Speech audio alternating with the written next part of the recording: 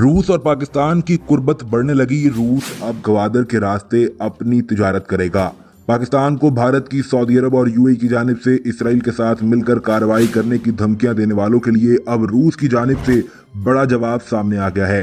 चीन के बाद अब सी पैक और पाकिस्तान की पोर्ट गवादर की हिफाजत रूस करेगा, क्योंकि रूस गवादर पोर्ट के रास्ते दुनिया से तिजारत करना चाहता है और गर्म पानी तक रसाई हासिल करने वाला है। रूस गुज़िश्ता 4-5 दिहाइयों से इस ख्वाहिश का इजहार करता आ रहा है कि वो पाकिस्तान की कराची और गवादर पोर्ट के जरिए गर्म पानियों तक रसाई हासिल करके अपनी मसनूआत को आलमी मंडियों तक पहुंचाना चाहता है और जितनी भी आलमी ट्रेड है वो गवादर और कराची के रास्ते रूस तक आए। ऐसा ही प्लान चीन ने तैयार किया और इसको सी पैक का नाम दिया गया, जिसका मकसद था कि चीन गवादर से होता हुआ सेंट्रल एशिया, गल्फ और अपनी मार्केट को गर्म पानियों तक ले जाए। रूस इस मकसद के लिए अफगानिस्तान में आया और उसका अगला हदफ पाकिस्तान की इन बंदरगाहों को इस्तेमाल करना था, लेकिन किस्मत को ऐसा मंजूर नहीं था।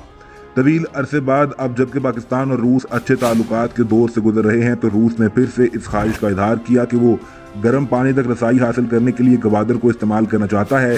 पाकिस्तान ने इस ख्वाहिश का खैर मकदम किया और चीन से मुशावरत के बाद रूस को बाकायदा गवादर पोर्ट इस्तेमाल करने की दावत दे दी, जिस पर चीन भी मुकम्मल तौर पर राजी है। अलबत्ता भारत के पेट में इस ऐलान से दर्द उठ रहा है।